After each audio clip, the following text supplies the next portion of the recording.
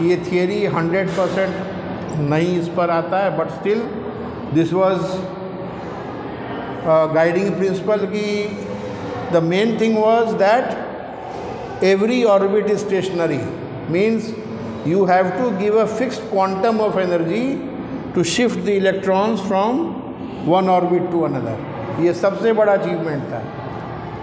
Rutherford model में यही defect था कि जैसे जैसे एनर्जी, वो एक चार्ज पार्टिकल मूव करता है, एनर्जी रेडिएट होगा, energy will drop down and electron should fall on the nucleus, जबकि एटम एग्जिस्ट कर रहा है। ये एटम के एग्जिस्टेंस को इस्टेब्लिश किया।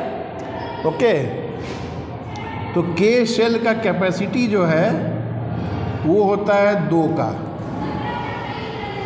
एल शेल का 8, एम का भी 8। ठीक है, ऐसे करके हम लोग बढ़ते हैं। ओके, तो जैसे जैसे एक एक ऑर्बिट ख़त्म होता जाएगा वैसे वैसे हम लोग नेक्स्ट शेल में जाते जाएंगे।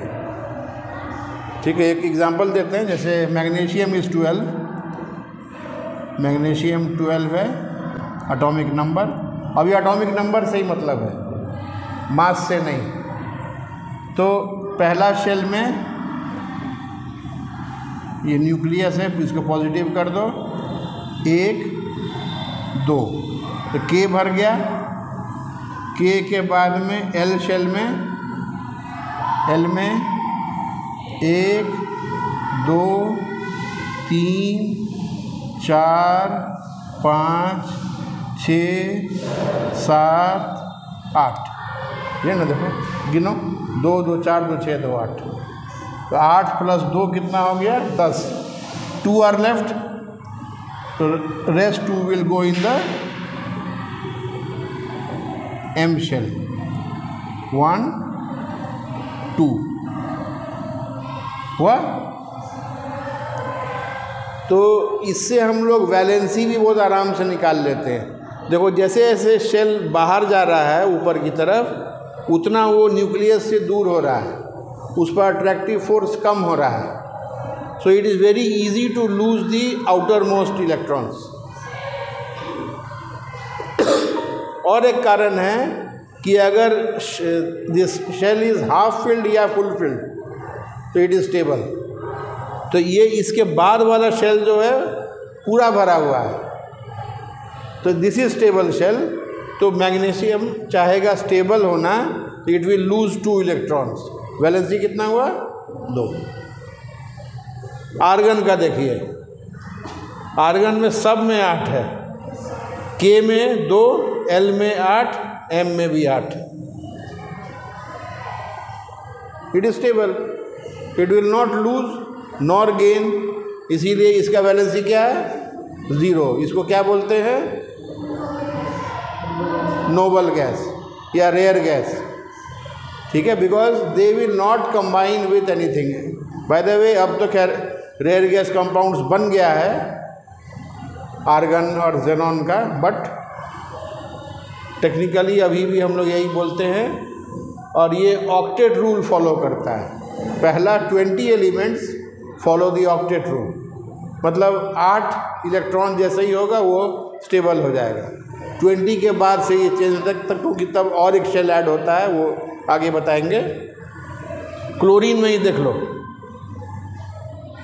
क्लोरीन में 1 2 3 4, क्लोरीन का 17 है। ठीक है, तो 2 और 8 10, 10 और कितना है? 7 17। ठीक है, इसमें 1 इलेक्ट्रॉन की कमी है, तो क्लोरीन विल गेन 1 इलेक्ट्रॉन। इसीलिए क्लोरीन एटम जो है, it will gain 1 electron to give you Cl-। और जैसे ही 1 इलेक्ट्रॉन आएगा क्या हो जाएगा? स्टेबल हो जाएगा।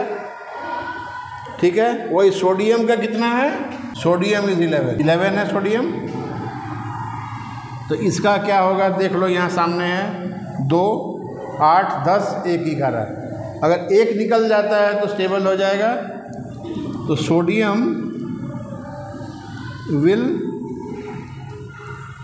Loose 1 electron, Na plus 1 electron. ये प्लस ही लिख रहे हैं हम, इधर माइनस नहीं लिखे हैं, इसका भी रीज़न है। तो इट विल लूज 1 इलेक्ट्रॉन। अब क्या है, Na प्लस बन गया प्लस Cl माइनस बन गया। अब ये बना देगा आपको NaCl which is your common salt. ये प्लस लिखने का उद्देश्य यही है कि gain of electrons is called reduction, और केमिस्ट्री में ये नॉर्म है, रिडक्शन इज पॉजिटिव। इधर तो गेन हो ही रहा था, तो इसीलिए हमने इधर लिखा। आप सवाल कर सकते थे कि ये माइनस क्यों नहीं लिखे, because I have to write in the terms of reduction.